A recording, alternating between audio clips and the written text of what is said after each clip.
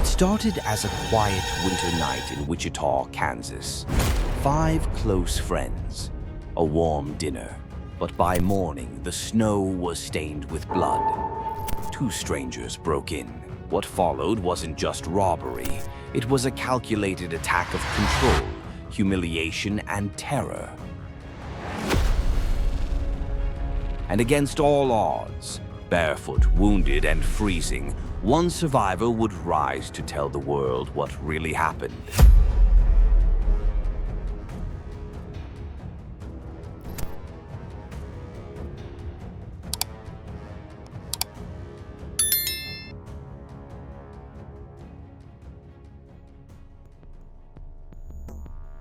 Wichita, Kansas, December 14th, 2000. The snow was falling gently, the holidays were near, and 5 young friends were settling in for what should have been an ordinary night. 25-year-old Holly Glover, a school teacher with a soft spot for snow, and her beloved dog Nikki, arrived at her boyfriend's condo just after sunset. Her boyfriend, Jason Befort, 26, was a high school teacher and junior basketball coach. He shared the home with 2 friends, Aaron Sander, a devout Catholic training to become a priest, and Brad Heyka, a financial analyst with a bright career ahead. Joining them that evening was Heather Muller, a preschool teacher and close friend of Aaron's. The 2 had once dated but remained close, bonded by their shared faith and mutual respect. The plan was simple: cook dinner, share a few laughs, watch some TV, and enjoy each other's company before turning in for the night. For a group of young professionals in their 20s, life felt hopeful, even peaceful. Jason arrived home after basketball practice, greeting everyone with his usual warmth. Holly graded papers in his room. Heather relaxed with the others. The house was quiet, safe, and filled with the kind of comfort that only long friendships bring. As the evening came to a close, Jason made a final round through the house, locking doors and switching off lights. Heather stayed in Jason's room. Aaron took the couch. Jason, Holly, and their dog curled up in bed. Everything seemed normal. But then the porch light flicked on. Jason muttered something about having to turn it off again. Then, from the other room, voices, muffled at first, then louder, tense. Suddenly, without warning, the bedroom door flew open. 2 men stood in the doorway. One held a weapon. The other dragged Aaron into the room. In an instant, the warmth of the night was gone. The home that once felt safe had become something else entirely. And though no one in that house knew it yet, they were about to become the victims of one of the most harrowing crimes Wichita had ever seen. 5 friends. One night. A tragedy that would leave the city and the nation stunned.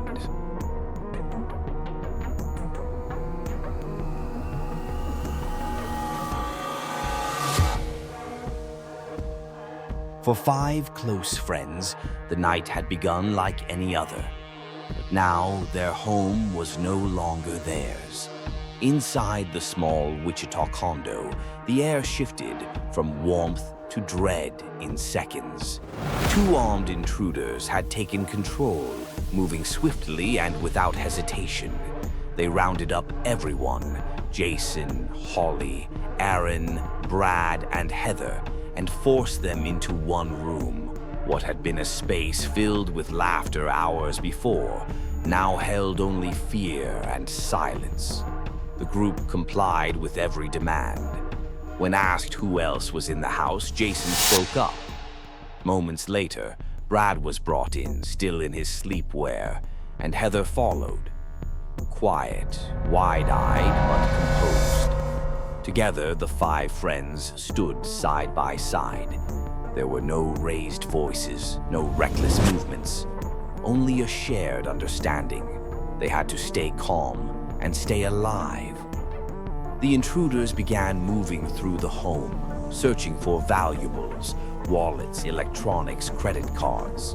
They wanted ATM pins, account balances, keys. The group gave them everything. But the attackers weren't in a rush. They had time, and they used it. What made this night even more tragic was the closeness of the victims. These weren't strangers brought together by chance. They were friends. Jason and Holly were a couple planning their future. Aaron and Heather had dated briefly but had remained friends, bonded by faith and mutual respect. Brad was the reliable one, steady, thoughtful, the kind of person everyone trusted. They each brought something different to the group, and now they were relying on each other in the darkest of moments. As the intruders separated them, sending some to other rooms, others into closets, there was still a sense of connection. Aaron tried to comfort Heather. Brad whispered to Jason when the attackers weren't looking. Heather nodded to Holly in quiet support. Then the intruders made a new demand. One by one, the victims would be taken outside to withdraw money from their bank accounts. It sounded transactional, simple even. A sign perhaps that this might end without further harm. But the night wasn't over, and for this group of 5, the true horror was only beginning. Outside, Wichita slept beneath a layer of fresh snow. Inside, 5 lives were hanging by a thread.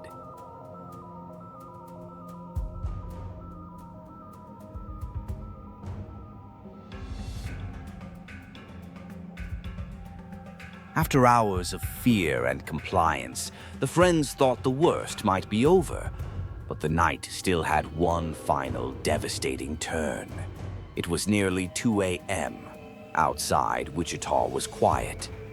Snow blanketed the streets. Not a single light flickered on East Birchwood Drive. Inside the condo, the 5 friends, Holly, Jason, Aaron, Heather, and Brad, were emotionally drained, their sense of safety long gone. They had followed every order, handed over their valuables, and were now being moved again. One by one, the intruders escorted them outside. First Jason, then Brad, and finally Holly.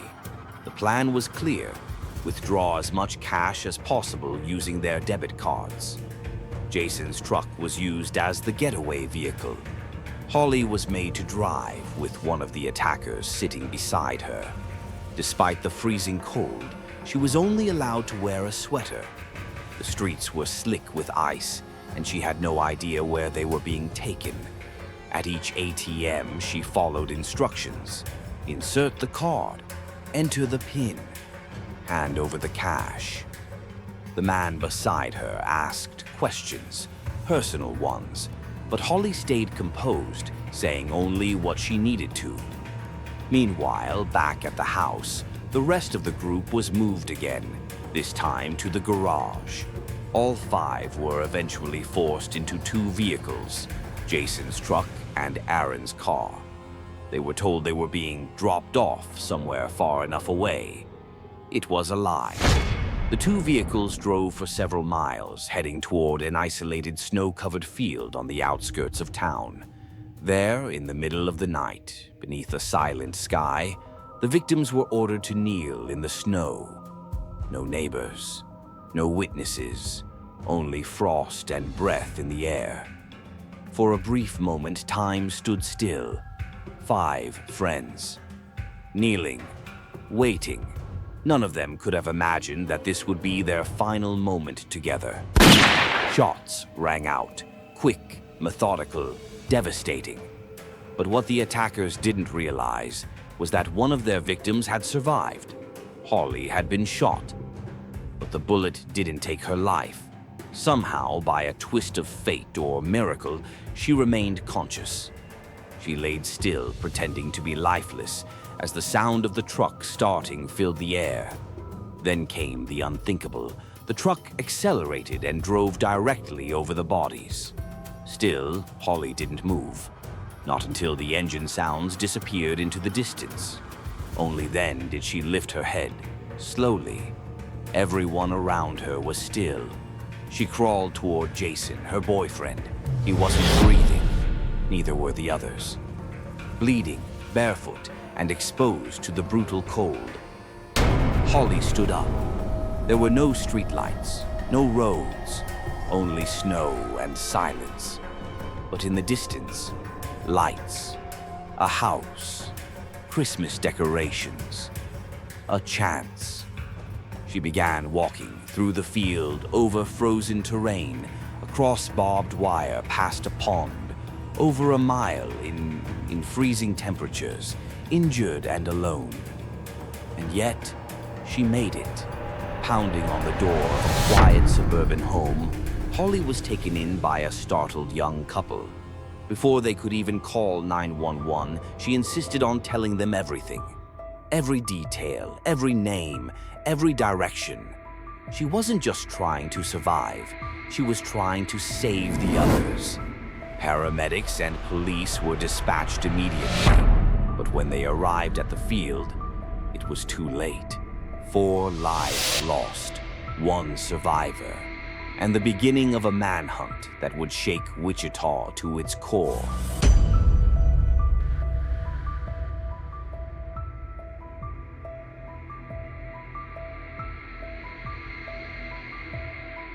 It took less than 12 hours, from the icy field to the flashing lights, from chaos to names. But justice wasn't a straight path. It started with one woman and a city that refused to look away. Holly's testimony was remarkably clear. 2 men, possibly brothers, one tall, one shorter, one in a leather coat, the other with distinctive clumped hair, and a missing silver Dodge pickup, Jason's truck. Local news wasted no time. By sunrise, every screen in Wichita was flashing the same alert. Stolen vehicle involved in multiple homicide, be on the lookout. The city was tense and watching. Later that morning, Christian Taylor, a college student living in a quiet apartment complex, noticed something off. A truck, silver, just like the one on the news, was parked nearby. No one seemed to know whose it was. He picked up the phone. Police arrived quickly. The truck was real, and it hadn't been there the night before. Then came another break. A resident told officers he'd helped someone move a large flat-screen TV into a nearby unit earlier that day. The man had been unfamiliar, quiet, but focused. He pointed to an apartment on the 2nd floor. Police surrounded the building, blocking off every exit. Then a man stepped out onto the balcony, tall, nervous. He lifted one leg as if preparing to jump, but paused. He saw officers waiting out back. He retreated inside. A few moments later, the door opened. A young woman named Stephanie Donnelly answered, calm, composed. She was the tenant, and inside her apartment was Reginald Carr. He wasn't a monster in appearance. He looked like someone's friend, someone's co-worker, but that's what made it more disturbing. Police arrested him on the spot. Stephanie told police Reginald had a younger brother, Jonathan Carr. He might be driving a Plymouth Fury. That tip went straight to the public. Hours later, a completely different part of town. A woman named Tony Green, a healthcare worker, came home from an early shift. She wasn't thinking about crime scenes. She wasn't thinking about suspects. She was just tired. But something wasn't right. Her daughter's new boyfriend was asleep on the couch. She glanced at the news, then back at him. The face matched. So did the car parked outside. Still, she didn't panic. She searched his coat. Quietly. Inside a small velvet box. Tony Green wasn't a cop. She was a mom, a caregiver. And at that moment, she may have saved more lives than we'll ever know. Inside the box was a diamond engagement ring, the same one Jason had hidden away for Holly. She told her daughter, "Take the baby, leave now. No shoes, just run." They ran barefoot across the icy street and called 911. Jonathan tried to flee, shirtless in the snow, but officers caught him within minutes. On him, over $1,000 in cash, and the engagement ring that never made it to Holly's hand. 2 arrests, 2 brothers, one small city turned national headline. But even as the suspects were caught, a bigger question loomed. Could any sentence ever match the weight of what had been lost?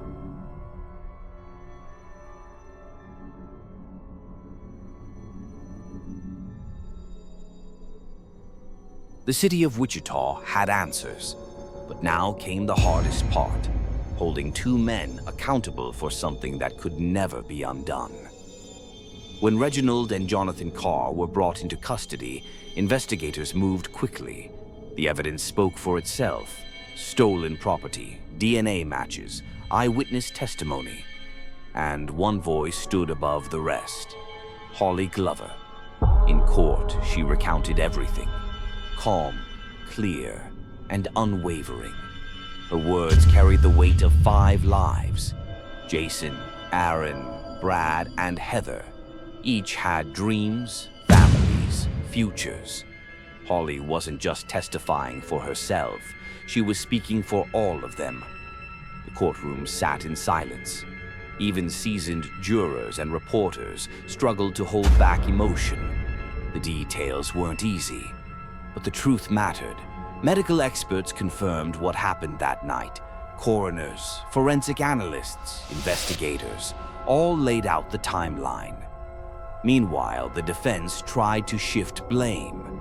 Reginald's lawyers pointed to Jonathan. Jonathan's lawyers pointed back. But the jury saw through it. In November 2002, both Carr brothers were found guilty of capital murder and multiple other charges. A second trial followed to determine sentencing. Some argued their difficult childhoods should be considered. Both men had faced abuse and neglect growing up, but prosecutors made it clear: background cannot excuse brutality. Holly's final statement to the jury said it all. Every day there is a scar. Every day I remember sounds, faces, fear. But I am still here. I still choose to speak. They didn't silence me. The jury deliberated for just 7 hours. Verdict: death sentences for both Reginald and Jonathan Carr. But the case wasn't over. Appeals followed. Years of them. In 2014, Kansas's highest court overturned their sentences on procedural grounds. But in 2016, the U.S. Supreme Court reversed that decision, reinstating the original ruling. To this day, the Carr brothers remain on death row in Kansas, awaiting execution. But justice doesn't only live in courtrooms, it lives in what comes next. In the years that followed, Wichita began to heal. Scholarships were created in memory of the victims at St. Thomas Aquinas Catholic School, where Heather once taught. At Wichita State University, where Ann Walenta had worked tirelessly as a librarian. Each name, a legacy. As for Holly, she eventually found peace with someone who knew exactly what she had survived. She married Andrew Schreiber, the baseball player who had been abducted just days before the Birchwood attack. They left Wichita behind and started over somewhere quieter, somewhere safer. Detective Rick Craig, one of the first on the scene that night, said it best. "She's incredible. She's not just a survivor. She's living proof that you can come back from something unthinkable.